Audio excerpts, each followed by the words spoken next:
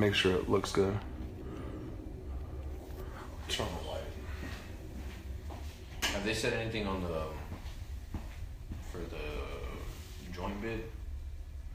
No, nothing else yet. Or they're still. Mexico's pretty mad at that too. Mexico's like, because they didn't get that many 10 games. games. 10 games, yeah. Canada hasn't really said much. Well, Canada shouldn't complain at all, considering. Canada's just like, I don't want any problems with anybody. Yeah. Canada, they should be lucky they got anything. Yeah. There's only a couple cities worth playing there. You're going to have a game in Vancouver because it's right near Seattle. We can play games there, group games. Toronto because it's near New York. And then Montreal's a little farther away. I guess you could play some games there, but that's really where they're going to play because you got to link it in. All right, so you're It's too bright. too bright. Yeah. Better. It's a little bit delayed for about. It does look bright because of the window. Yeah, it's kind of the window. It's like the lighting to see. It looks Yeah. way too bright. Yeah. Unfortunately, Let me go on the page and share it. let me try one more thing. And Because I may be able to make that a little bit better for you because I know it's on your face.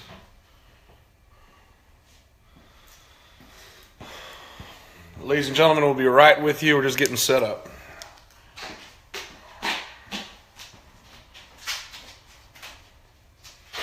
Yeah, go ahead and share it on both On both pages.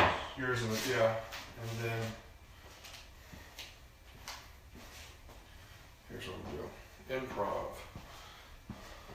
Take this shirt. Because I can see just even without that camera shooting how I'm sitting on the face. Yeah, the lighting got a lot better. Is that better now? Yeah. I'm trying to remember how. Is it too dark now? no, it didn't look too dark on here. At least I can see your face now. Yeah. It just seems like it's really dark now. Yeah, I'll check right now because I'm sharing. Let's put the light back on. It is a little bright. Yeah, I shared it on mine and then I shared it on the page. Okay. And then just pull it back up live so you can follow the comments.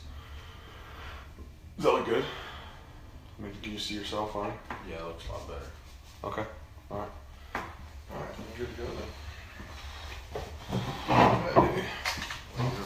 Anybody else on yet? Know anyone selling tickets for Dynamo's game? Do I know anyone selling tickets for Dynamo's game? No, not off the top of my head.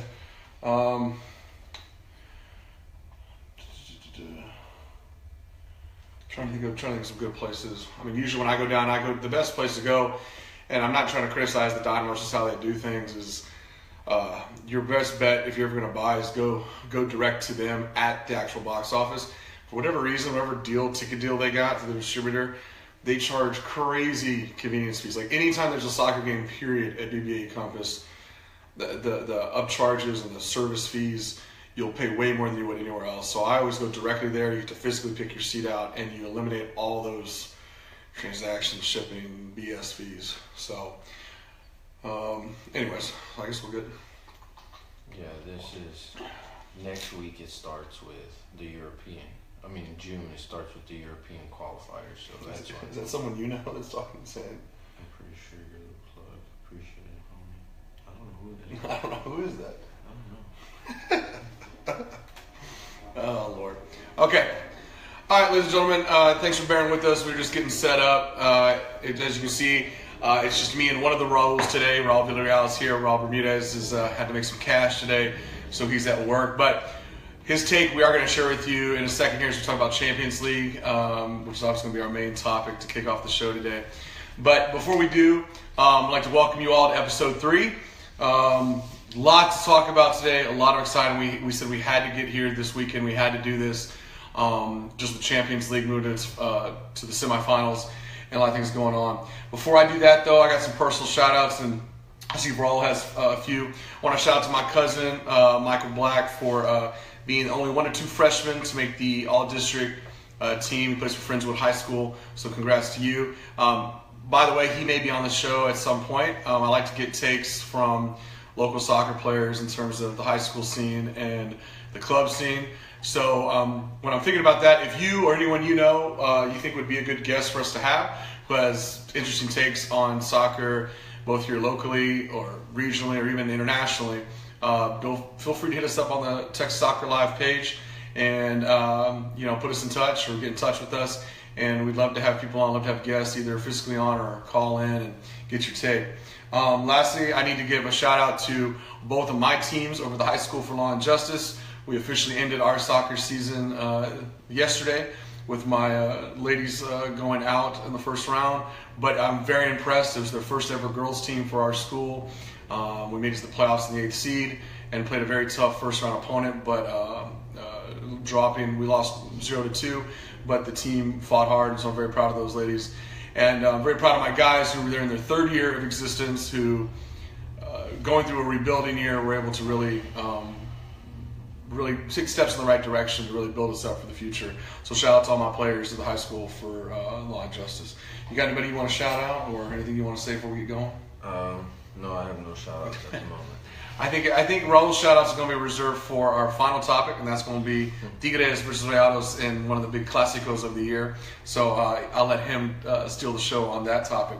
But first and foremost, our number one topic that we want to talk about is the craziness that has been the Champions League this past week, or actually 2 weeks with the 2 legs being played. So here's what we're going to do.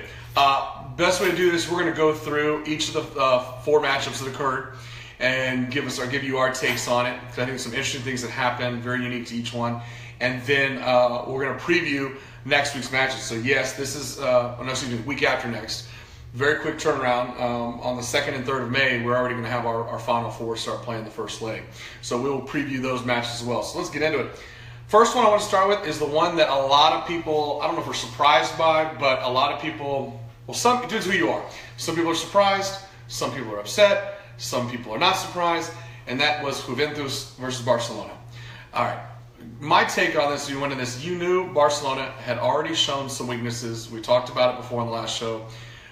It was a miracle. We talked about the great comeback against PSG, coming down 0-4 to get 6 goals, and just the phenomenal performance. Well, here we go again, ladies and gentlemen. I felt like I saw the same Barcelona team from game 1 of PSG showed up to game 1 of Juventus. This time not 3, but 4. I'm getting blanked. Just dominated. Now, that being said, I don't want to take away the credit. I don't want to take credit from Juventus. Barcelona did the same thing over again, and it was a weakness of Barcelona. But I'm telling you right now, I think Juventus has scored something like, only allowed 2 goals on them the entire Champions League tournament. So the defense showed up, and they're for real. With that being said, that set up a game 2, where everyone's like, here we go again. And even Neymar coming out all public saying, oh, we're going to have to come back. We're going to do it again. And I feel like lightning didn't strike twice. And there's this idea that, we can do it again because we're Barcelona, who we are. No, it backfired on them. There was no dream comeback. The Juventus defense continued to stifle them. Their offense, and here's the other thing, Barcelona fans, and I'm a fan of Barcelona. We can't blame the refs. There is no reffing issue. We'll get to that with Real Madrid and their whole, Bayern, but there was no refs. Fair and square, Barcelona got beat by the Italians. Yeah. And there's no way of cutting it. So I want to get Raul's takes on it, but also I want to get Raul's opinion on just Barcelona in general, because there's a lot of people out there talking about what does this mean for Barcelona as just a team right now. Barcelona fell short. I feel like they went in too confident, and they went on the fact that they came back against that in the first round. So they said, if we came back the first time, we can come back again. But what I looked at and what I studied is they should have learned the way that they played against PSG is the way that they started again versus Juventus, and that was the biggest mistake. They did not learn from their mistakes. So I feel like when it comes to Barcelona and Real Madrid, I really don't pick a team, although I will stick with Barcelona just because of the talent that it has. But I feel like it was well deserved for them to lose because they didn't play like they wanted to. Although Juventus' defense line came to play, and it was like it's a wall. They could not get through. So I feel like it was a well deserved loss, and Juventus did earn that. and Juventus is a very talented team, but Barcelona just, I feel like it's better for them to just be focused on one thing instead of focused on two things. So for them to focus on La Liga is a lot better than for them to focus on Champions League. They didn't really deserve it, and they didn't really go out to play like they should. Although I feel like they have a lot to work on mentally, not to go on to be working, not to just be having a background of, oh, we came back and we can do it again. It's just not going to work all the time. Mm-hmm. Well, and I think people forget, like, so that second game was 0-0. I mean, it was a grind fest. That was exactly the type of game that Juventus wanted. I was able to watch part of it, and like I said, you could tell, being there in Barcelona too, there's the frustration. When you have the talent, like you said, that you have on that field, and you just can't break through. If you can do that to a team as talented as that for one game, it's going to carry over to the second game. And I guarantee you, it was getting worn down. You could see it on Messi's face from some of the free kicks he had to take. You saw it on Neymar's face. You saw the frustration with Suarez. Those three are all, you could tell the frustration was there. And that's what Juventus will do to you. I mean, that's why I'm excited to see what they're going to do in the next round. Anyways, let's move on. I'll let you take the lead on this. On Dortmund versus Monaco. Obviously, Monaco ended up advancing. But what were your thoughts on kind of those two games and what we have Monaco going forward?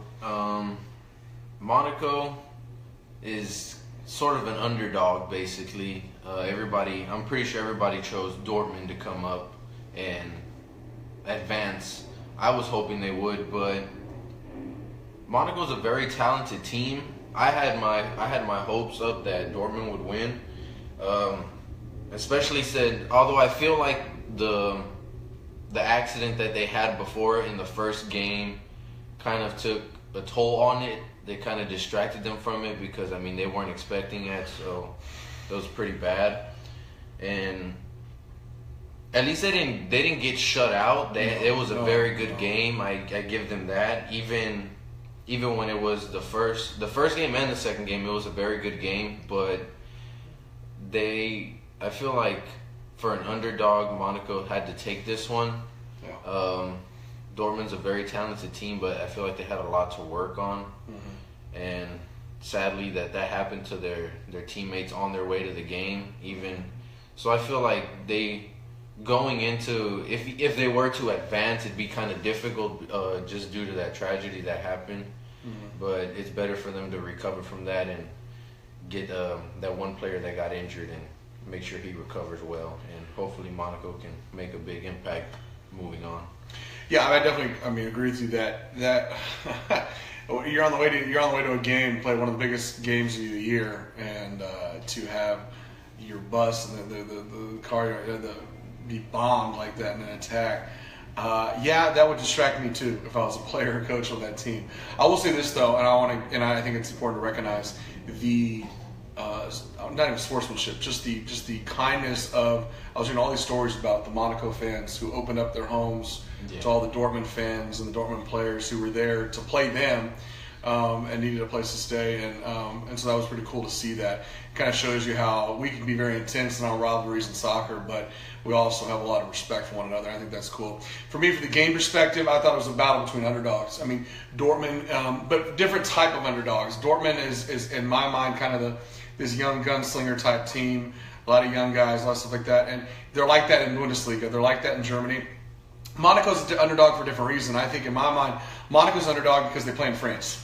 I don't think the French league gets the respect that some of the other leagues do because they are so dominant. That's what's sad about it. They're an underdog because them and PSG and Lyon or some of the other teams are so dominant. It's only like a couple teams there that I think they get discredited for whatever reason. But they're a good team. I think they're dynamic.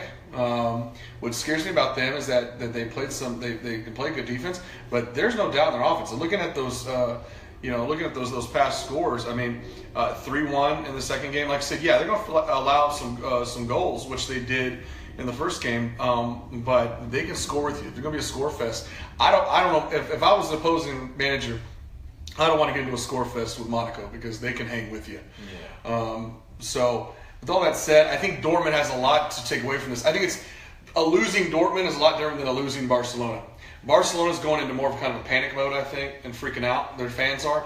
Dortmund, not like that. I think there's a lot of optimism because they recognize what they have there in terms of what they're doing more with less than what Barcelona has. And so I just think that Dortmund has a lot more to be encouraged by going forward. And they're in the mix in the Bundesliga. I know I think they're currently in third in the Bundesliga, so they're going back to their home league. Excuse me, fighting ready to go. Okay, talking about underdogs. The matchup that the underdog of all underdogs wanted, they got. And I said this several weeks ago when everyone was talking about Leicester City, the only Premier League team left, getting the draw against Atletico Madrid. It was the dream draw for them. It was, in everyone's opinion, on paper, the weakest team that they could be against compared to Real or Barcelona or someone else. So they got it. And Leicester City fans went out there in force, and some of them rioting in Madrid and being hooligans and causing problems. But look, Leicester City, you had your chance, and you fell flat. I hate to say it. I know people say, whoa, they didn't get killed by Atletico. It was close games and this and that. No, it wasn't. It was close games on paper. You look at those two sides out there in those games. I'm sorry. And I'll give the credit, the manager, Shakespeare, for Leicester, made some great changes, attempts, but his changes weren't enough. His changes in the last game did net them a goal, and it was a tie. But look, at Atletico Madrid, what's good about them, because of how intense they play, they'll make you pay for any mistake. And Leicester City, although did not make a lot of mistakes, they made just enough. And I don't know what it was. It just, to me, when I watched it, I know the score seemed like it looks really close. I mean, Atletico advanced only on one more aggregate 2-1. I get that. But it just felt like one team belonged at that level and the other team did not. And that's just my take on it. It is frustrating. Like I said, I get how the system works, and Leicester City being a former champion is in there. But it's just I thought it was kind of silly when you look at it. We're watching Premier League soccer today, and you see the likes of Chelsea and Man U and Man City and Liverpool and Tottenham and the Spurs. And it's like, here we have Leicester. I think it was just I think if I was an English football fan, I think it was maybe a little disheartening to have, Leicester was my representative going in. But I will give them this. They fight. They were just outmatched. I'm sorry. It's not their fault. It's not that Leicester City is not bad. I'm not saying they're bad. They just were not, just did not really, they couldn't really stand up to it. So yeah, for them they have a long way to build. They're lucky they didn't get stuck with Juventus because you've seen how they've been playing. At this rate, they would have been pretty lucky to get a Barcelona the way they played. But they have a lot to build on. They have a long way to go. I mean, the teams that make it in the Champions League, those are high quality teams. You're not going to get any crappy teams. You're going to get high quality teams full of talent. So they got the team that they wanted. Yes, it was not that big of a score. I mean, but I feel like they have a lot to work on when it comes to being in the Champions League. Although they did good, they just have a lot to work on because you're playing against Juventus, Barcelona. Those are teams that they go out there. They're used to playing those they're used to being in that all the time. So for you to come back and yes, you did win one, but I mean these are teams that have won multiple times. So they have a lot to work on. But I do give my hats off to them for trying, and they did good in the first round. So I give them that. Yeah, I don't mean this to sound insulting, but quite simply, it was, in my mind, it was the best player on junior varsity going up against one of the weaker players on varsity. Yeah. So you would say that player has a chance, but look, at the end of the day, there's a reason why that varsity player is on the varsity team, and that's where Atletico Madrid is. And so, like I said, does the junior player have a chance? Sure, and they had a chance. You saw how close they got. But when it comes down to it with experience, like you said, being there before, this is not new territory for Atletico Madrid. They get tested daily. They fight daily against two of the other teams that are in this, Barcelona and Real Madrid. And so they're not afraid of anything. That's the thing I think. I think what's gave Atletico Madrid is that they've played the lowest of lows and highest of high teams. They don't care who they play. They're going to play their game. And that's why I think I respect Atletico and how they were able to pull that out. All right. last but not least, the big game that everyone saw in the draw, and they said it was going to be the Classico, if you will, of the tournament. We have the top team from Germany versus, at the time, the top team in Spain. We have Real Madrid and Bayern Munich. What do you think about this? There's a lot to get into here, but just kind of overall, what were some of your takeaways from these two games? It was a good game. Everybody was pretty shocked that Sergio Ramos scored an own goal, but I mean, coming from Sergio Ramos, I mean, it's kind of expected. But quality-wise, it was a bit messy. It was they were playing well, but ref-wise, it was just very. It was very messy, call-wise, offsides, and they have refs on the sideline. They should have paid a bit more attention to that. It was a good game. Bayern did fight back. I give them that. There were decent goals, but it was not. It was an interesting game, but I feel like the ref kind of took a part in that. Although there were offsides for Bayern and offsides for Real Madrid, it was just I expected a better quality game, especially for them being the top teams in both of their leagues. So, well, and that's the thing. And we all expected a quality game.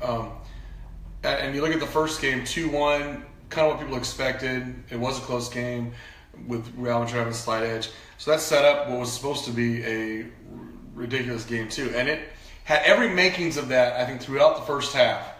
And then things got out of control. Now, one of the big things we're hearing, and we are still hearing it from the Bayern Munich camp today, is the reffing.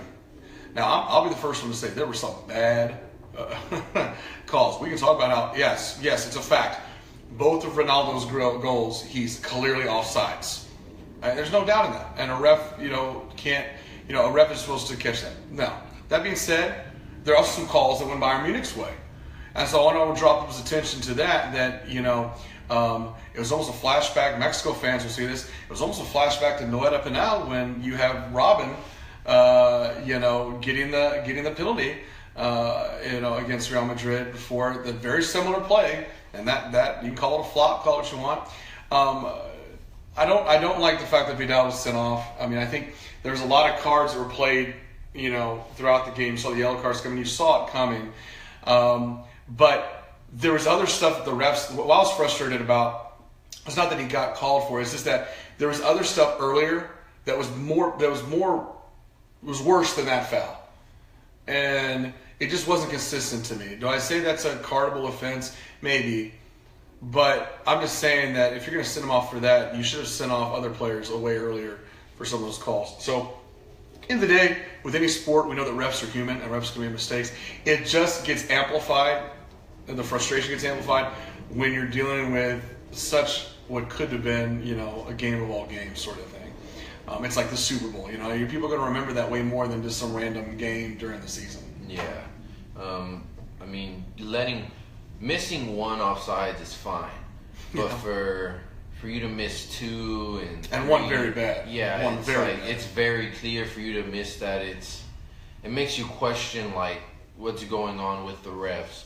I mean, you can say that they paid the refs, although everybody, whether you're a Barcelona fan, you're going to say they paid the refs. Whether you're a Real Madrid fan, you're going to say they paid the refs. Right. And that's been going on back and forth, but I feel like the refs this game was just very trashy, and I feel like going into the semis, they need to fix that bad. They need to go over that, and they need to watch, especially the refs on the sideline, they need to watch the offsides, because for Cristiano Ronaldo, he has talent, and yes, he is able to get hat tricks, but this hat trick was not deserved with those two offside goals. That was just not deserved. And if it wasn't for those two goals, yes, they would have won by one goal that was onside. But I mean, that would have made the game a lot more interesting than giving two offside goals. Mm-hmm. Well, it's like I feel like you hear about this. I said you hear about the bad reffing in every sport, but I do feel like this is something that does plague, I feel like, soccer across the board, is that not only do you hear a lot about the fans saying about the bad reffing, but the amount of times that people legitimately and firmly believe in the pain of refs. I don't hear that in the NBA or the NFL. We hear about the bad ref and bad calls. There's always notorious calls every year in every sport. But yeah, I think that's something that plagues soccer quite a bit. I'm not saying that's what's held it back here in this country a little bit, but I do think it's something that you hear a lot more about. Now, like I said, I agree with you that you're going to hear it from the losing side, no matter who the losing side is. I just find it very interesting how quick and actually how somewhat believable. I mean, whether it is or not, it does appear a lot of ways like that. So, like I said, it's unfortunate the way it did. At the end of the day, does Real Madrid deserve to advance? Yes. They the scoreboard won. They won the first game. We can say they questionably won the second game. They still won. They're moving on. There's no doubt that they're talented enough. Both Bundesliga teams, knocked out. Like I said, same thing we talked about Barcelona. Bayern Munich can go back. They're going to win another league title the way they're rolling, in my opinion. And so they're going to keep building. Like I said, Bayern Munich is a team that's not going to go away anytime soon. I'm sure we will see them back in this tournament next time. I mean, right off the bat. So, just kind of disappointing. So, as the matchups end up going forward, on May the 2nd, we have Real Madrid versus Atletico Madrid. So, Madrid City Clásico, if you will. And then we have our two non-Spanish teams with Monaco and Juventus kicking things off on May the 3rd. So, Bro, which one do you want to tackle first here? Because these are two interesting matchups. I would say let's save the game that I feel is going to be a bit more interesting, which is going to be Atletico and Real. Save that one. But going in, Juventus and Monaco, I feel like that'll be a very, very good game, especially since Monaco can keep up with the goal scoring. Mm-hmm. Let's see how well Juventus' defensive line holds up. Yeah. That'd be very interesting. Doesn't it sound weird though that we're talking about Juventus is going to have a bigger? I mean, would a year ago would you find us saying that Juventus is going to have a bigger challenge with Monaco than they would with Barcelona with MSN? No. I mean, that's what's so crazy about this to me.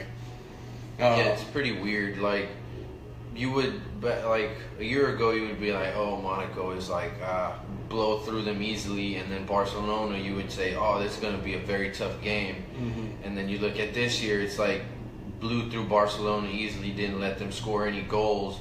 And then you look at someone like Monaco that came in, not blew through Dortmund, but scored some goals, advanced, and I feel like, and since Juventus didn't let Barcelona score goals at all, it'd be very interesting to see if they're going to allow, the quality of Monaco, see if they're able to score some goals through that defensive line that they have, because it's very strong. Well, so who do you got? That's the question. I mean, this is an interesting one. I mean, I go either way on this. I got my take, but you want to go first? Or you want me to give you my 2 cents on it? If I pick on this game, it would have to be Juventus. Just the way that the defensive line looked that game, it looked very strong. Offensively also, it was very strong. They knew what they were doing, although they didn't score in the second game. But offensive did the job that they had to do the first game. They went in, they scored the goals that they needed, and then the defense took. They did their part in the second game, so I'm going to take Juventus on this one. But it is going to be a very, very close game. And by the way, those of you watching live or you're watching the recording after this, send us your picks. Send us your picks. We want to get everyone's opinion on there. We'll post a couple things. I will say this. It's hard for me. I think I'm going to have to agree on this. It's hard to go against how dynamic Monaco is, but I think it's even harder, in my opinion. I can't get away from the fact that there have only been 2 goals scored on Juventus out of all these games against the opponents they've gone against. They are killing in their own league back home. No one's touching them in Serie A and in Italian soccer, and they're not been touched here. And so just the sheer. I'm not a guy who goes with defense, but this team has just been insane. So I'm going to say Juventus. I think that Monaco is going to give them a more dynamic challenge. In that, the one thing I think that works against Barcelona, going back to that comparison, was that Barcelona was, I think, more predictable. You knew who to key in on. You knew who to shut down. Monaco's kind of a wild card. because they don't have an MSN. They don't have that trio that they have great players, obviously, but it's not. I don't think people have Monaco as figured out as they've started to figure out Barcelona in their game plan, and that may be something for Barcelona to think about as they reconstruct themselves in the offseason. After La Liga, is to say, hey, how can we shake things up a little bit? Because I think it's time for that around there. I will say this though before we move on to the other match. Raul, who's also our commentator on here, Bermudez, he did his take. If you saw his post on our Tech Soccer Live page, I just want to share some of his thoughts. He's in agreement with us. He's a big Barcelona fan. I think he recognizes that clearly the magic ran out there. They weren't going to have a comeback to, and he was very. If you read that post, he was very complimentary of Juventus and just how powerful they are these past several years and how they've become. So. Check out his take on there. Agree with it, disagree with it. Like I said, we'd like to get y'all to engage with us more on that page and really give us your thoughts and kind of get your input on things. Okay, so we both got Juventus going forward. We also have, obviously, two teams that know each other very well. And this can either play to your advantage or disadvantage because these two teams are obviously La Liga rivals. Historically go all the way back. They know each other. They mixed it up nonstop. They have played each other multiple times in the season. What do you think here? I mean, do you think that? Let's put it this way. Let's start with the question that I think everybody's asking. Does Atletico Madrid stand a chance? Going into semis, the fact that they did make it, I feel like they do have a chance. Just because this is not the first time that they're playing them. They have played them before, and they have a lot of experience. They know what's on the team. Mm-hmm. They know how their team works. They know how their team functions. They know the players, so I feel like they are going to stand a chance. It's going to be a very close game. I feel like I'm going to pick Real Madrid on this one just because of the talent that it has and the way that they're coming into the semis. But I feel like it is going to be a close game. Atletico Madrid does have a chance just because of the experience that they have with them. They know how they play. They know the players. They've played them multiple times during the season. It's not the first time that they've encountered them before. So I feel it's going to be a good game, but I take Real Madrid on this one. Mm-hmm. Like I said, y'all give us your picks. I see some of y'all watching, so give us your picks. What do you think? I'm going to go with Real Madrid as well, but the one thing that could make me change that, actually midway through, is, and I'll know within the first 15 minutes of game one, is I think it's all on the Atletico attack. If that Atletico attack can get going, they run a very swarming offense, as I call it. They flood the box very well. They're fast. They are a fast team. I do think that they have they can be exposed on defense and counters, and that's deadly when you're going up against the type of forwards like Ronaldo up there for Madrid. But I do think that if they can give them enough to handle, if you can, the way that Atletico Madrid can take away Real Madrid's attack is their own attack. Yeah. I think it's going to be their defense is going to be offense, and if Atletico Madrid can get it going. And like I said, they didn't. I recognize this. They did not. They only scored 2 goals over 2 games against Leicester City. And this ain't no Leicester City that they're about to be playing. But if they can figure it out, and like as Raul said, a team that they know in and out well. They're crosstown rivals. They know each other. And first of all, both games, those stadiums are going to be electric. It's going to be an electric atmosphere. A, because it's the semis of the Champions League, but B, just the rivalry that's taking place here. So I'm going to go with Real Madrid. However, Atletico, if they can get off the ground and execute that swarming attack and don't get caught when Real counters, and they are going to counter, then I think they may have a fighting chance. I do think that if they do win, it's going to be very close. That being said, I think in all the games, and we talked about this earlier last week, that our picks, I think, going into it were Real Madrid and Juventus to be in the final. I mean, that's kind of whatever I think what it's going towards. That's what we've obviously picked. Best defense, one of the best offenses. Number 1 in Italy, number 1 in Spain, or not present but close to it. It should be. We'll see if that pans out, but it would make for an exciting final if it does. So that's going to wrap up our talk on Champions League. If you got anything else to add to that, make sure you comment. come onto the page, give us your picks, and we'll see what we got. So, we got anything? Got my buddy Alex on there. What's Alex saying? He said Atletico Madrid can win if they keep that solid defense as they always have, then hit them on a counter with Griezmann with at least one goal, then I think they can win. Yeah, Alex, I agree with you because it's I talk about swarming offense. They swarm, and like I said, you looked at the swarming from the defensive side. I looked at it from the offensive side. Is that Atletico Madrid does not rely on their midfield. They have a legit midfield, but their midfielders are so fast that they swarm up on you in the offense with the forwards, and they swarm back. They crowd both boxes. And make it very hard to get open shots on defense, as you're pointing out. So it's all about what I call it's like the spring game. It's like a ping pong game here. They're going back and forth. They're skipping the middle. Real Madrid, if they can actually bog them down, which I think they will, I think Real Madrid is going to try and control the middle and control the pace more. Then that's not good news for Atletico. But I agree with you. If Atletico continues to do the swarming that they do in the boxes, then yes, they do have a fighting shot. Okay, let's shift gears. Let's bring it back to home. Our next big topic for today is going to be talking about the Dynamo briefly. I do know that we obviously have a home game tonight against San Jose, who's right behind us in the standings. I did want to recap, since we've been on, they've had a few games. So back on the 1st of April, they absolutely killed, I remember we were watching part of that game, the New York Red Bulls. That was where Cubo Torres got a hat trick in that game. Dominating performance of the Red Bulls. I don't know. I'm trying to look at where they are now, Red Bulls wise, but they're fifth in the East. They're not there, but and they have a legit team. So Red Bulls are actually a good team that they dominated. But you see, you do that, and you're on a roll, and a week later we go against a team that I mentioned historically we have not had luck with, and that was New England. They go to New England and drop 0-2 to them a week later. It's kind of like one of those things they can't get off their back, in my opinion. They do finally have most of their guys back. But what happened was, I told you, it's the risk to Wilmer Cabrera's tactics with the Dynamo. New England shut down the attack. And like I said, it's kind of like Atletico Madrid. With the Dynamo are an offensive-oriented team. Their defense is offense.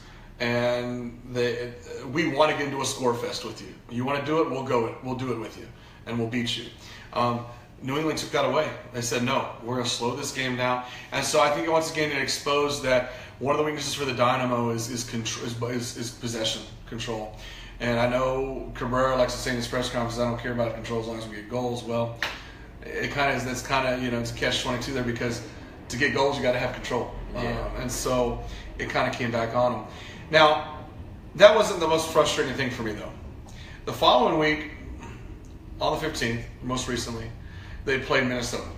Minnesota, who is the bottom, as the expansion team, terrible, can't do anything. I mean, I think they're still in last place. You know that. Just a mess. Oh no, excuse me, Colorado's now in last place. Wow. And we start off, we're at home, which by the way, we haven't lost at home. And I hope we don't lose tonight. Let's keep that record going. We're up 2-0, and then we allow easily the worst offensive team in the entire league to come back and put 2 goals on us. Yeah. That was frustrating. As a Dynamo fan, that was frustrating to watch. Look, am I glad we got a point out of it? Great. That's fantastic. But these are the games you got to win. This is what kills me. As a coach, this kills me. When you, it's great that you get those huge wins over great teams, and it's just amazing. But at the same time, it's just like, and then you don't drop them to the easy ones. You got to win the easy games. Every league, every sport, that's how you ultimately make the playoffs. That's how you make a run, is that you rack up your points where you can easily get them and then win some of those hard-fought games. So that was frustrating. Going into this week, like I said, they're going against the San Jose team that's right behind them. Standard-wise, they're in 4th. San Jose is in 5th. Obviously, there's a history there. The Dynamo came from San Jose, and San Jose got the expansion team, so there's a little bit of a rivalry, if you will, there. We have our undefeated home record on the line, which I'm confident we can keep. And like I said, what I think we're about to see some separation finally in the MLS. We have a lot of teams grouped up. That 13, as I said, I made note of. Top 9 in the East are only separated by 6 points. The top 7 are only separated by 6 points. I think a lot of those teams play each other this week, and so you're going to finally, I think, start to see some people rise above the crowd, if you will, in the MLS. So my overall impression of the Dynamo, I think it's what we expected. There have been no surprises. Like I said, I would have liked to see that win against a weaker Minnesota side, but it kind of is what it is. It's super early. It is super early in the MLS season. Okay, we all know that. But I do think that if they continue to develop the attack with, as I said at the beginning, some of the best forwards, I think one of the best trios in the entire league up front, I do think this Dynamo team has a chance to really turn it around from what we've seen in the past couple of years. I really think we finally have found a system. I think there's a lot of work to do, but I think it can happen. There's a couple of things I want to point out about the MLS, but before we do that, just any overall thoughts you have about Dynamo and kind of what we're seeing. We're sitting at 4th place.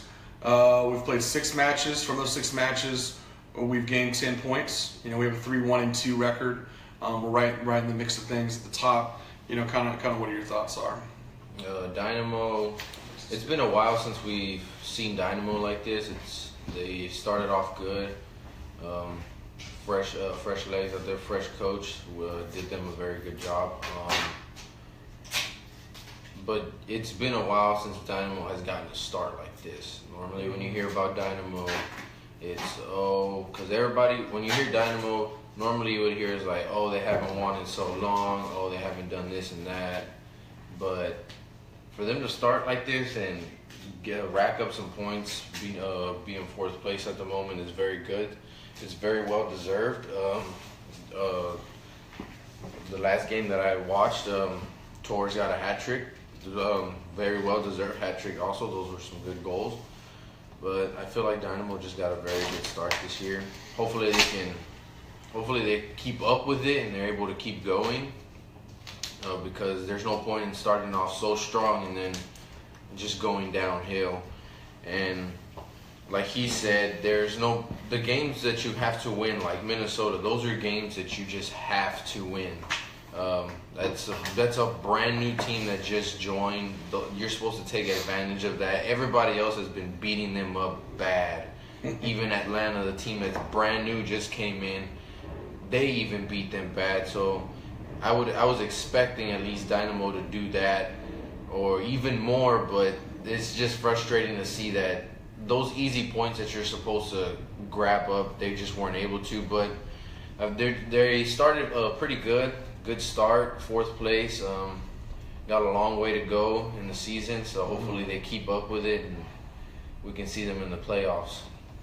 Yeah, no, definitely. Like I said, I think the key to them is this is great to see. It's some good flashes. Can they sustain it? Yeah.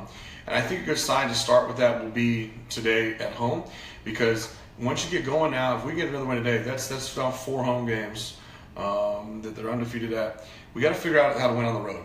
We're not good on the road, and we got to figure out how to go into other people's stadiums and win, plain and simple. But if we can at least keep the home advantage on our side and take care of those games, and like we said, take care of the games you're supposed to freaking win, we should be in a good shape. A long way to go. We probably won't touch on a lot of MLS stuff. We'd like to give you a quick Dynamo update like this, but we're probably going to touch on a lot of serious MLS stuff till probably around their All-Star break, which by the way, that'll be an interesting All-Star game to see them play. But 2 other things I mentioned just because they stuck out there, big stories this week. And it brings once again, both these stories are linked, because it brings up what we talked about last time about Europeans coming over here and finishing their careers in the MLS. And 2 prime examples of it must be working. If you've not seen it, I know we posted on the page. You need to go see it. You need to see David Villa's goal. That was absolutely insane. And the conversation keeps coming back. When are we going to see? I mean, every time I watch highlights now of the MLS over the weekend, 90% of it, I feel like, is foreign-born players. Are there any true American soccer players that can play this league? I mean, I'll see the occasional Josie Altidore and whatnot in the league, but it's like, this is the problem. Why we get so frustrated at how USA Soccer does? Well, look at the USA Soccer League. There are no Americans that are dominating on a weekly basis. all I'm hearing about now is Schweinsteiger every week in Chicago now. Who I said was, like I said, has that done anything for Chicago? Yes, it has, and I have to eat my own words on that. I said I wasn't going to do anything. Guess what Chicago just did? They went from being in 11th place in the East, last place in the East. They are now number 3 in the East after a month. And all they added was Schweinsteiger. One player from Europe, a World Cup pedigree, of course. And they went from having basically 4 points on the boards and now having 11 points in 3rd place. Could you say that's going to happen with an American player? No, I'm sorry, we can't, not yet. And so, I don't know what your take is. Do you think, I mean, is this kind of one of those things that, I'm not saying it's bad, it's great for the league, we're getting exposure and wins. But I do think that it gets to a point, though, that if you're going to build American soccer, it helps to have American soccer players. Yeah. The thing about American soccer is they're so focused on bringing foreign players, and then the American players that we have here that have talent, for some reason, they go overseas. They go to Europe. They go to Germany. They go all over the place. Our talent goes there, and then they shine. And then we look at them and we're like, why didn't we notice him? We didn't notice him because all we're doing is focusing on foreign soccer. We want to bring all these. We want to bring all these players that are. I'm not saying that they lost their prime, but they're not young anymore. Mm-hmm. They're on their way out. Although I do admit that Schweinsteiger is doing what I didn't expect him to do, just because I thought that MLS is viewed as a retirement league. Mm-hmm. So I figured that's why he was coming, but he's proved me wrong, and he has scored on his debut. He scored a goal, and I give them that. Although American soccer just needs to. They need to stop bringing all these foreign players, because eventually they're here for the money. Yes, they are gonna play, but they're here for the money, and eventually they're gonna die out. They're not gonna be able to play for you anymore. So what American soccer needs to do, MLS needs to keep these young players that develop here. They practice here. They need to stop sending them to Europe, because they are exposed to, yes, they're exposed to good players over there and a lot of different tactics, but then when you look at them, they're like gods over there. They're scoring goals. Their talent is amazing, but then they don't want to come back because you didn't pick them up first. So what MLS needs to do is pick up these young guys and bring them here and let them shine here. And I feel like that would, if you do that, you won't have to worry about bringing foreign players that are already dying out, because you have young players, and they have a long way to go. No, I agree with you. I think that one of the best points, the way you put it, was that we're not focusing on there is talent. So let me rephrase what I said earlier. I do agree. There is talent here. There's a lot of talented American players. The problem is the reason they're going over there is they're being overlooked. Why are they being overlooked? Like you said, the attention and gaze of MLS managers and owners has been on outside of the United States. And I think they need to wake up and realize you've got some talent here that if you don't develop it and work with it, we can keep that here. Because I hate the fact that, like I said, look at the national team. Our national team, I feel like everyone says the success of our national team is dependent on how many players we have playing in foreign leagues. I mean, think about it. That's what people measure. Oh, well, we got this many Americans playing in Bundesliga and Premier League. And it's like, I'm tired of hearing about that. And I hope that someday we'll be able to finally say, look, just like other countries can say, we got some of our best players playing in our league. Of course, you're always going to have people playing in the leagues. There's always going to be one league that's better. But I just think it's kind of getting a little ridiculous as to this whole retirement league crap needs to stop. I'm tired of it. As an American soccer fan, we need to stop accepting that the MLS is some retirement league. And like I said, I'm glad that, like I said, these European players are coming over and they're playing. All right, they're not going having there's a few that yes are having victory laps. But Schweinsteiger, for example, is coming out here and he's playing, but he ain't just collecting a paycheck. He's doing his work. But I think we should see more Americans doing that too. So I think it's just possible. All right, last before we get into our last big topic, which we're going to save for last, was Liga MX and all the battles coming up, as that is the first major national season coming to an end. Other than I know the French league has ended, but Liga MX only has 3 matches left, including today. Quick overview of this, kind of like just give you all updated. You haven't been keeping track. and then I'll let you, if you have any takes on all these, just feel free to step in. But I'm gonna go through real fast. Over in the Thai League, Juventus, as I said, is unstoppable, untouched. They have 7 matches left on their season. Roma and Napoli are the only ones who actually have a shot behind them in terms of catching them, but they won't. Juventus is gonna win that. Is gonna be the first seed in that one.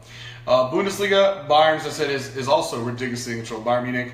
You have Leipzig, Hoffenheim, and Dortmund, who are all kind of fighting for that second position, but they have 6 matches left. La Liga has 6 matches left as well. Some big ones as well. It's kind of, once again, as it is every year, this horse race between Real and Barcelona. Currently, Barcelona has a 1-point lead, but as I want to mention before we get into Liga MX, we got a big Clásico coming up tomorrow between those two teams. Winner takes first place with very little time left. Premier League also has 6 matches. People have been questioning Chelsea faltering a little bit. We just watched the game against a big game they just played about an hour ago against the Tottenham Hotspurs, and they ended up, it was a close game at first. It was 2-2 at one point. Serge had 4-2, so beat one of the best teams. If I believe correctly, the Spurs were they were second place. So that was a match between first and second place you just saw this morning against Chelsea and Tottenham, and Chelsea killed them. Yeah. So I think there's doubts on Chelsea, but they're going to recreate their separation. No one else has a chance. We were talking about earlier, Man U taking a big hit with Zlatan now out for a year with his knee injury. So are they going to be able to stick around? Can Man City or Liverpool do it? It's complicated. I think Chelsea, without a doubt, is going to go into the number 1 seed. And so, yeah. Your thoughts on this? I mean, obviously, I want to get your thoughts on the Clásico, but any other about Premier League or any other Bundesliga, anything else? Premier League, I don't think Manchester's going to be able to pull it out this year just because of the big hits that they've been taking, because they've had players been like dropping left and right, and it's pretty bad. I'm not saying that Zlatan is their key player because they have a very talented team, but he did play a role.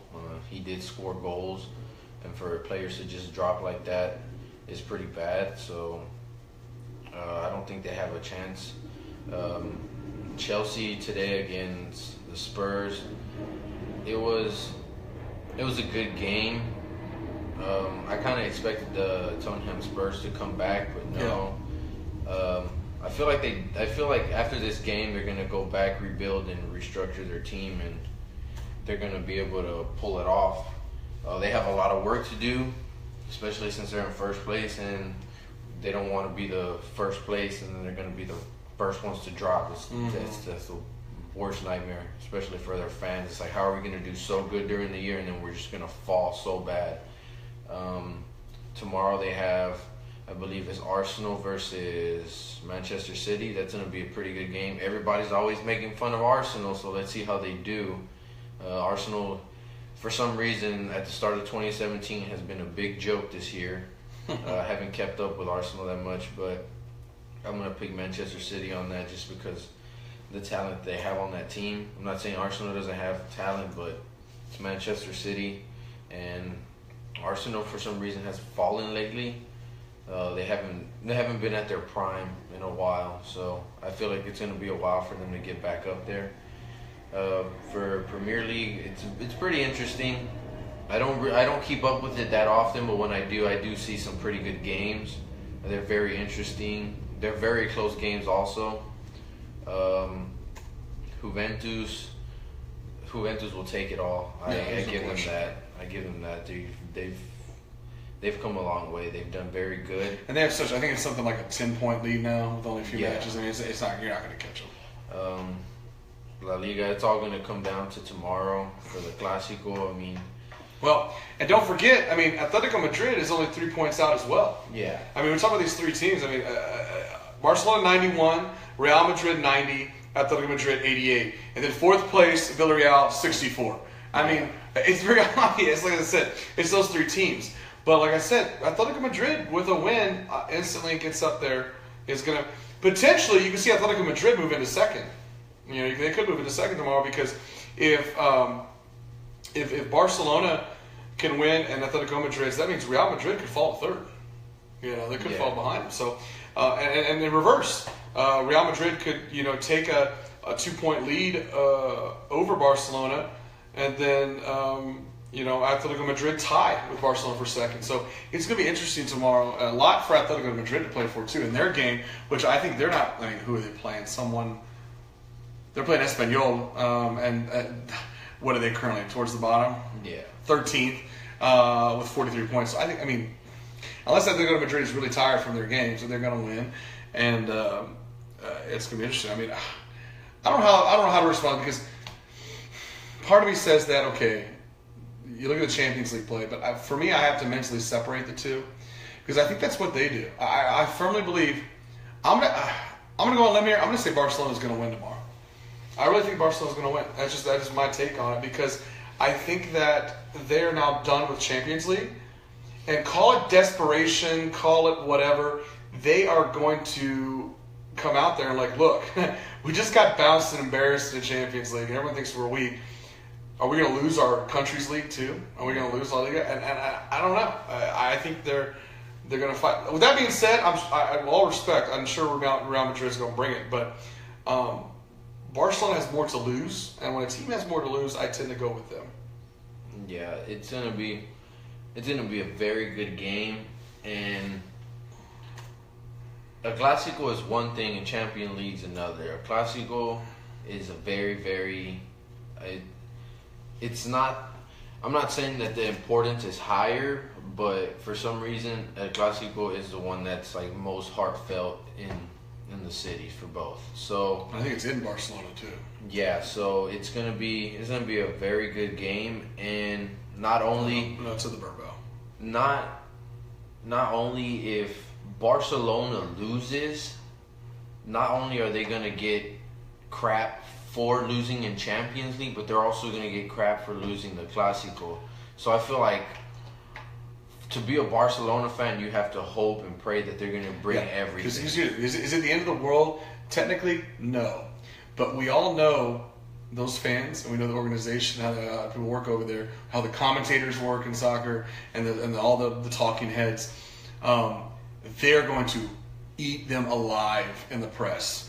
If they lose that game tomorrow, they are going to be, world is over, blow up this team, MSN is dead, trade them away, sign someone else. We need new talent. They're too old. We can't do it. They got to figure it out. Luis Enrique's out. It's going to be ridiculous. Do I think it's stupid to react like that? Yeah, it's incredibly stupid.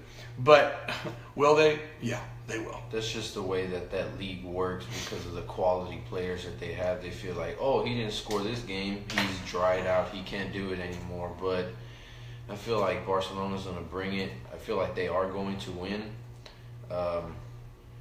Although Real Madrid, I'm pretty sure, coming from the win that they just got, they're gonna bring it also. It's a bit difficult for them just because they play the Clásico, but then they also got to start focusing on Champions League and other games.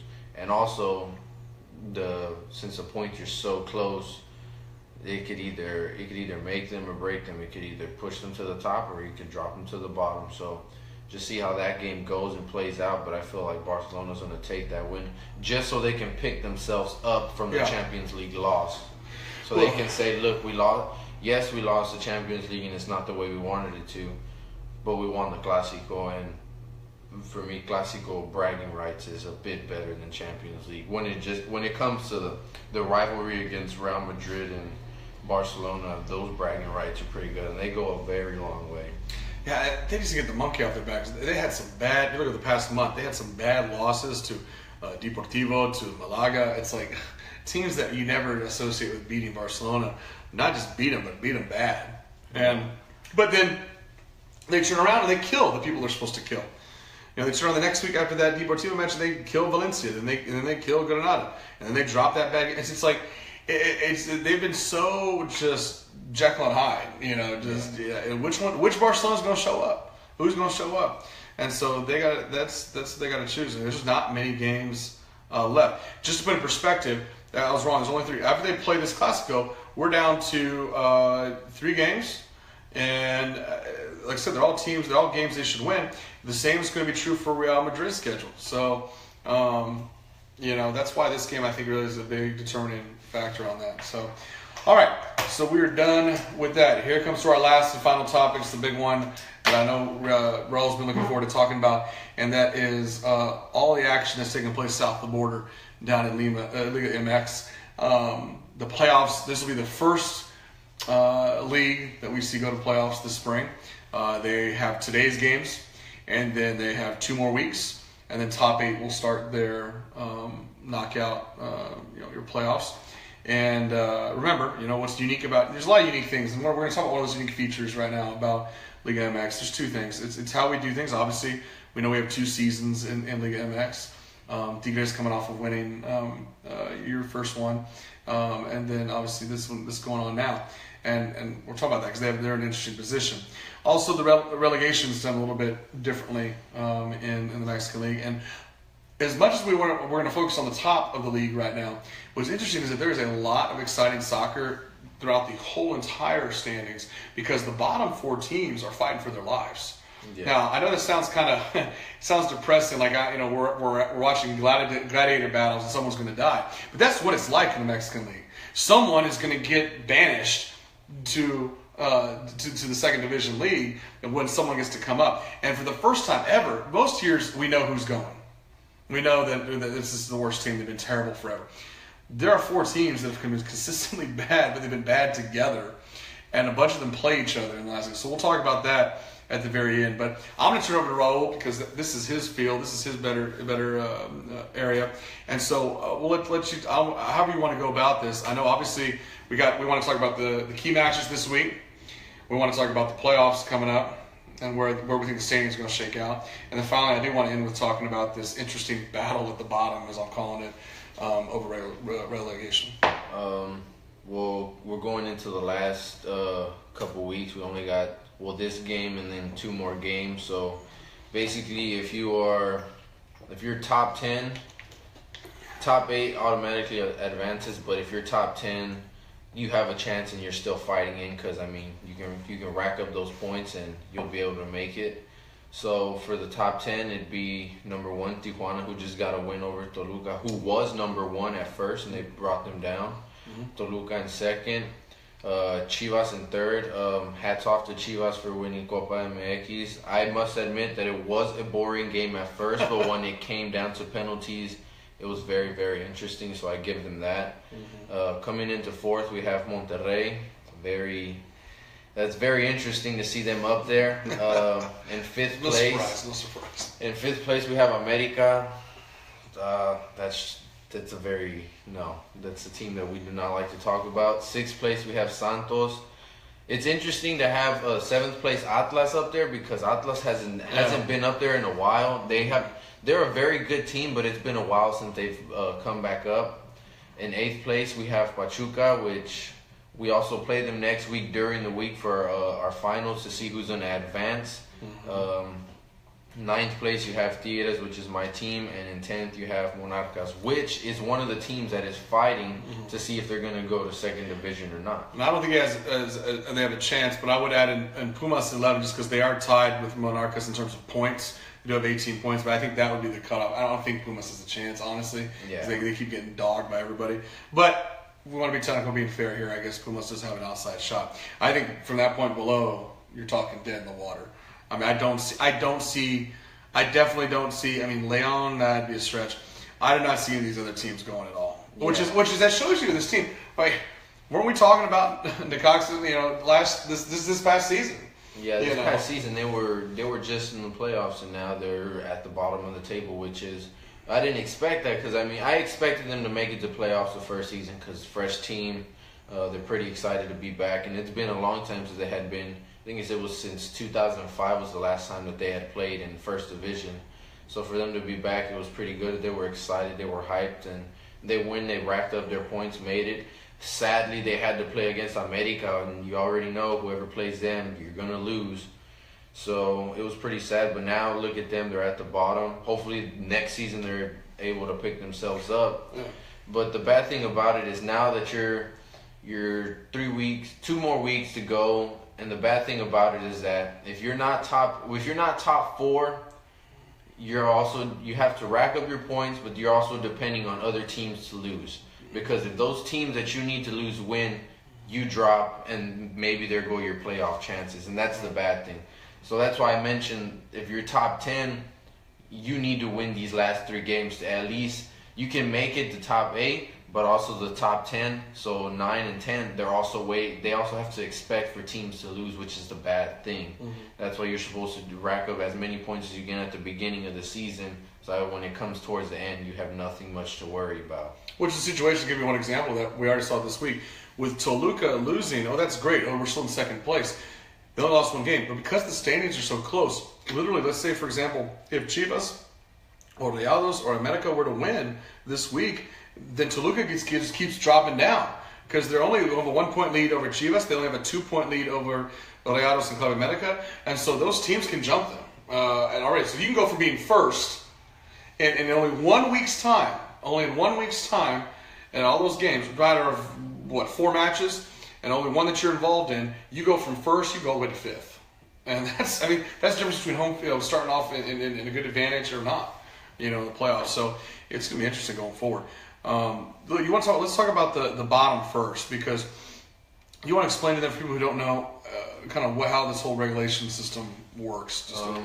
The way it works is, it's every 2 years there has to be a team that goes down to second division, just because you're supposed to have a certain amount of points. It doesn't go by points by the season, but it's points overall. Like, it's like the top 8, you're supposed to have like 3,000 points, because the points add up from every season and it just adds up. You're supposed to have a certain amount. If you don't meet that amount, you have to drop down to second division, and someone from second division comes up and takes your spot. Which is why Necaxa would be safe, because they got so many points from last season and did so well, and they've been playing well that they can't go down. Yeah, so these past years, there's been 4 teams that haven't been keeping up with those points, and they haven't met them. Puebla's dead last right now. Yeah, Puebla's last. They've had good seasons, but you haven't heard much from them. I feel like they need to go down to second division and rebuild that team and come back up. But as I was reading, they're actually the safest out of the 4, not because of this season, but because of last year, they did relatively okay. And so they do have, like I said, I do think Puebla is the safest. However, if they stay in this bottom position and can't win any more points, then you're going to see them sink. They are still technically, I would give them 20% chance of being relegated. I agree with you, they should be. But these other teams have put themselves in worse situations. Monarcas, they are up there. They're fighting for a chance, but it's been a while since they've actually been up there. Majority of these past seasons, when you watch the Mexican soccer, it's like they're always at the bottom. They haven't gotten many wins. They never really make it into playoffs, so they've been fighting that also. Veracruz recently came up not that long ago, so it's pretty rare to see them that are good. But it's not the first time that you've seen a team come back up and they fall back right away. Just because you do good in the second division doesn't mean you're going to do good in first division, because that was Dorados, remember, a few years ago. That was Dorados. There was a team in Guadalajara. They came up 1 year, and then 2 years later they dropped right away, and they brought up another team. So it's going to be pretty interesting to see who's going to drop and see who's going to come back up.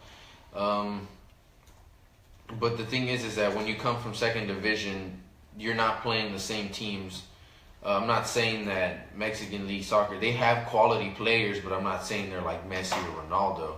But it's not the same. It's different. It's very different for them to come back up, and it's not something that they're used to. So it's going to be pretty interesting. And the lineups for today's game, Cruz Azul has Chivas, but Cruz Azul is at the bottom. Chivas should get that win, and they should be fighting for it. They are coming from winning Copa MX. Hopefully they can rack up those points and move up to first place. I'm pretty sure that's what they want. Chiapas is fighting going down to second division, so they have to win if they want to at least have a chance of staying alive. And they're one of the ones that's probably out of the 4. They currently probably have the highest odds of dropping. Yeah. They're probably, I would give them, almost the opposite, almost an 80% chance of going right now, unless they can pull out. if they can win all three, they're safe. They win two, they're gonna be relying on some people to lose. And the good thing for them is they actually they're playing against a team I think they have a shot against. Yeah. I think today they have a shot against them, and it could do it. You have Atlas and Pachuca. That's going to be a very good game just because Pachuca is trying to hold his spot in the top 8, but Atlas is, so it's 7. Atlas is in 7th, Pachuca is in 8th. If Pachuca wins, they get those points and Atlas drops down to 8th. So they're pretty much fighting to see who's going to have a higher chance of staying in. And if depending on how Santos does in 6th, the winner of that game could move all the way to 6th. Yeah. Santos. Speaking of Santos, yeah. Santos plays America, and they played in Copa MX, and everybody was surprised that Santos did beat America, and they're pretty close on the table. So I feel like that's going to be a very good game. I'm hoping America drops. They're right next to each other. So we have currently this week we have number 7 and 8, Atlas and Pachuca playing each other. We have 5 and 6, Club America and Santos playing each other. So that's the whole second half of the 8 playing. You can see some major shifting going around. We had 1 and 2 play. The only one that wasn't playing another top team, as you said before, was Chivas playing Cruz Azul, who's down at 15. And then the big match we're going to talk about, the Clásico between Monterrey and Tigres, they have a 4 playing the 9. So it's like every match except for that Chivas game is crazy playoff implications. Yeah, I mean, you have León and Puebla. Puebla has to win to at least have a chance to stay alive. Necaxa and Monarcas. I mean, Necaxa is still alive just because this is their second year, but Monarca needs to go in there to try at least rack up some points to qualify into the playoffs. You have Pumas and Veracruz. The Veracruz is fighting it, so they need to win, but I feel like they probably have a chance because everybody's been beating on Pumas so bad that they haven't won. Every time they go into playoffs, they lose, and then when it comes down to the Clásico today, you have Monterrey versus Tigres, but the Tigres has to win, but they have to win, but also they need Pachuca to lose because if Pachuca loses, they rack up those points, and you have to wait and see if Tigres is still going to be in top 8 or not. So it's going to be very interesting. I'm waiting on the Clásico. It's going to be very exciting. And we'll talk about that back. If those of you don't know, Raul's probably the biggest Tigres fan he ran into. I'm a big Rayados fan. So we told you after this show, we're probably not going to talk for the next 12 hours as we go our separate ways to watch the game. But I did want to mention real fast it's kind of like we talked about in Spain with the Barcelona-Madrid House Master Critical, because if you look at Rayados, for example, we have 2 which should be very cupcake games after this against Veracruz and Monarcas, who are both fighting for relegation. Now, we'll probably get the best from them because they're fighting for relegation. My point is, this is the last, on paper, difficult challenge for Rayados, and of course it's a Clásico. But if you look at, and I'm going to look at the schedule, and I was looking at it for Tigres, after this match, to close out the season against number 1 Tijuana, and then Querétaro is not that bad. They're in the mix. They're out of it. But my point is that it really is, in my opinion, and I'm not trying to knock your team, but you got to beat us today because if you don't, the pressure's all on you to take on the number 1 team. And now I think Tijuana, we saw it last season. Tijuana was crap in the playoffs, but for whatever reason during the regular season, Tijuana has it going. They fold under pressure in the playoffs, but you're going to get a good Tijuana team. I think the last game is pretty safe because Querétaro has nothing to play for. Yeah. There's nothing left to play for them, and they're safe and everything. But this game is huge. It's also huge for my team, for Monterrey on the other side, because we're in 4 right now. But as you said, it's so close in those standings that a win pole vaults us to 2nd.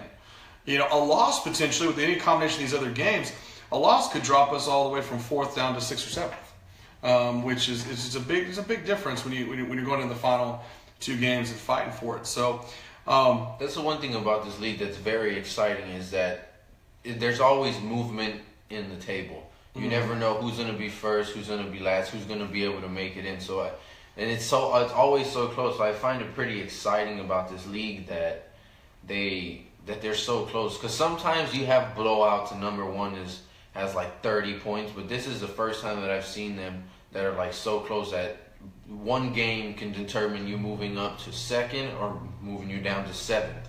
It's pretty exciting. Sometimes it's very sometimes you run into games that aren't that exciting, but the whole season is just. And some of these other teams up there are gonna have some trouble, have interesting schedule too. You got Club America, playing Santos at 5 and 6. Then after that, Club America has to play Atlas, who's in the mix, and Santos is going to play Chiapas. So it's going to probably be a win for Santos. You go to the final week, and Club America plays Pachuca, another team that's good, that's been fighting to get in the mix. And you have where Santos plays number 2 Toluca right now. So, it's going to come down to, you have some interesting matches. I do think this is the pivotal week. I do think that, yes, there are going to be big games in the last 2 weeks, but I do think that you're going to see some separation.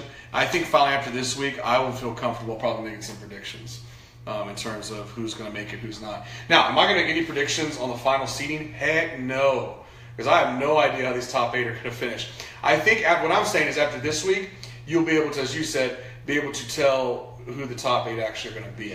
I think that you might still have that 9th place lingering around, whoever is in 9th after that place, but I really think you'll be pretty solid. I think what we have to watch in the last 2 weeks is the movement between the top 8 and the movement between the bottom, depending on relegation. So, we all know which team you're picking, and I know what team I'm picking, but how do you see this whole thing going down in terms of how it's going to be played in the final score? The game is at the Rayado Stadium, so what are you thinking? Of course, I'm going to pick Tigres on this one.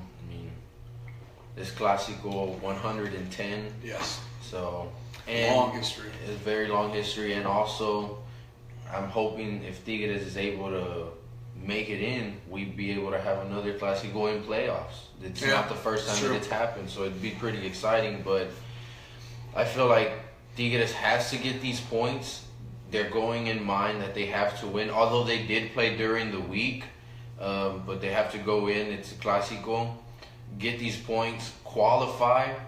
If they do win today, they do qualify, they move up. Of course, I'm hoping that Pachuca loses, because if they lose, yes, Atlas does move up, but so does Tigres. So Tigres is able to secure a spot. Yeah. And if anything, they move up to 6th place. Right.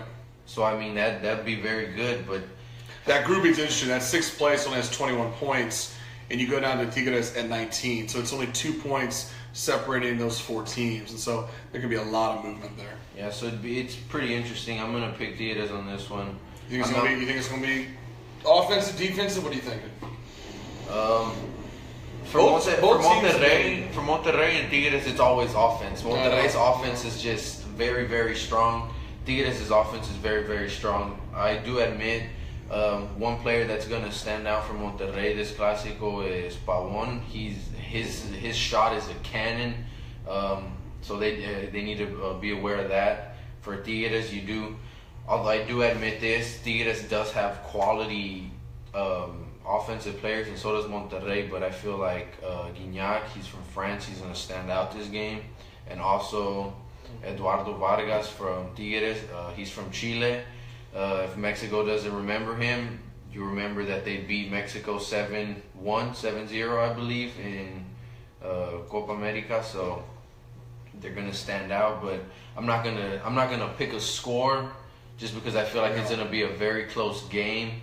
But I am going to pick Tigres to win this one, and hopefully we can rack up those points. I'm looking forward to it. It starts at 7 tonight if you want to watch it. It's a very good game. I would say it is the most exciting game out of this week. Out of week 15, it's the most exciting game. Definitely it's the most intense on the field and in the stands combined. You're going to see both sides. There's a lot of passion that goes into this. I agree with you. I think Pavón has been a key for us Rayados. I think Cardona is going to be someone else to watch. Who's been what's kept us in some of these games lately has been Cardona. One thing I'll say, and I'm a little nervous as a Rayados fan. I think I want us to win. I think we can win this game. We have the attack to do it. I will say this out of respect is that Tigres has been coming on hot lately. Like I said, at one time they were not in playoff contention, and it was looking pretty bad for Tigres. Quite honestly, if you went back, 4 weeks, 3 weeks. But they have very successfully, I think, if I look at the record right, over the last 3 weeks, they've been able to rack up the majority of the points to get them in this position. Just real fast, I don't want to be misquoted on that, but they've had 2 wins in a row leading up to this and a tie. So and then meanwhile they were winning. They won in the Vancouver in the Champions League. So last time they lost was 1-0 to Leon back on April 1st. They've either won or tied the last 5 games. So they're playing hot. So I think what Rayados has to recognize is that they are taking on a Tigres team that is in form. They're in late season form, ready for the playoffs, and they can't afford. We got to be just as sharp over on Monterrey. Now for Monterrey, I really think it's about the attack for us. I don't shy away from it. We're a team with a lot of guys who like to take shots. We're some showboaters when it comes to some stuff, but you know what? That's who we are. That's our character. It's how we've always been. And you look at their past coming to this game. We've had a couple ties, which has been frustrating. But before that, we had 3 wins. So both teams over the last 5 games are coming in with 3 wins, 2 ties. Yeah. Identical records over the last 5 weeks. So both teams are fairly hot. I mean, before that, Monterrey won as well, and their last loss was back on February 24th against Tijuana, so a long time ago. But the problem for Monterrey is we have settled for so many ties this year. And here's the thing that I don't like, and and I know neither of us is going to make us happy is that this ends in a tie. We don't want to see our team to lose, obviously, but I think it's almost, for me personally, it would be almost more frustrating just to have a tie, because I don't know, it's something about Classico. I want to see a winner and a loser. Like I said, what I love at the end of the day to take the 1 point and get attention, but time is running out, and we need wins, and you need a win and whatnot, and so the only way I see a tie, I don't want a 0-0 or 1-1. No, it needs to be a 3-3. That's what I'm talking about. I want it to be an interesting game, but at this point of the season, somebody has to win. Somebody needs to get those points. Yeah, because I'm looking at Rayados. When they played Toluca, it was one of the top teams. It was a grind fest, 1-1 tie. They played Santos. They kind of grinded out 2-2 tie. But that's how it's been. So, we'll see going forward. I will say this, though. I think the one thing that the two of us will agree on this week, and we'll agree on it every week, and that's that Club America should lose, and whoever team is playing them should win. And I do think that Santos has the power and ability to do that. And I do think that'll be a huge blow to Club America, because they could sink from 5th almost down to even 7th or even 8th, depending on how it shakes out. So lots of exciting action coming up. We hope you guys watch that, you tune in.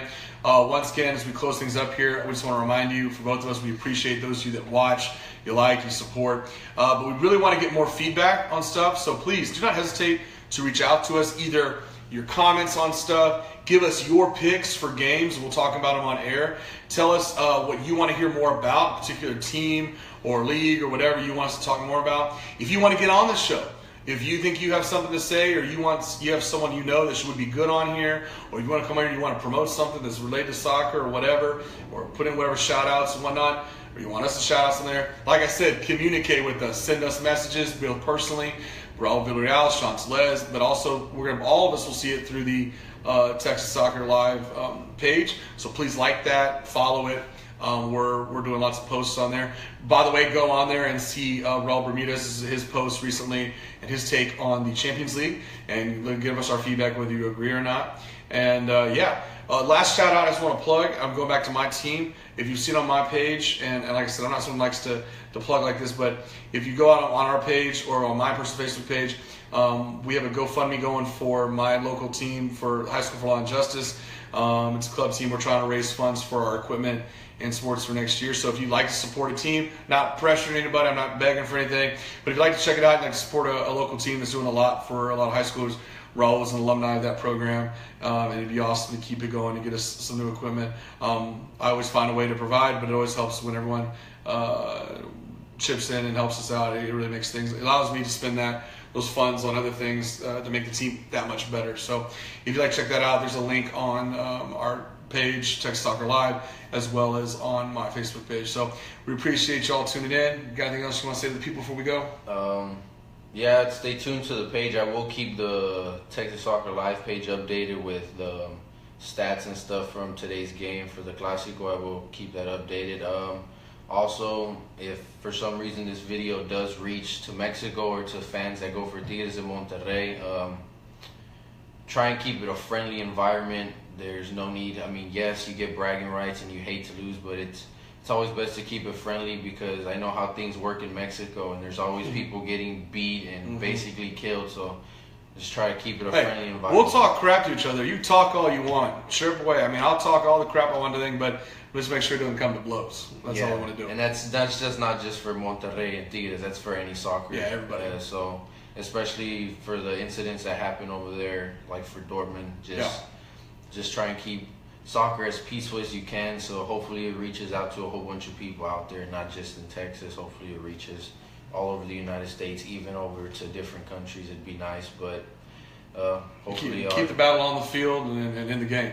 And hopefully I enjoyed this episode. We'll be back with more information later on and see how things play out. And hopefully we'll come back to you when Liga MX ends, starts playoffs, and see how Champions League ends up. Yeah, we'll probably come up to you in a few weeks, because in a few weeks, two things are going to happen. We'll have the playoffs starting for Liga MX. We'll have the MLS underway, so we'll have that separation I was talking about. And we'll have at least our first of 2 legs of Champions League. We may come to you in between those 2 legs in that first week of May, or we may do it afterwards when we're getting down to the final. So we'll have another jam-packed episode, probably in 3 weeks or so, covering all those big things going forward. But like I said, we respond to you. So if you got more stuff you want us to talk about or rather hear about this, respond to us. Texas Soccer Live. Like it, share it, like this video, share this video. We appreciate the support. Peace out. Go Rayados.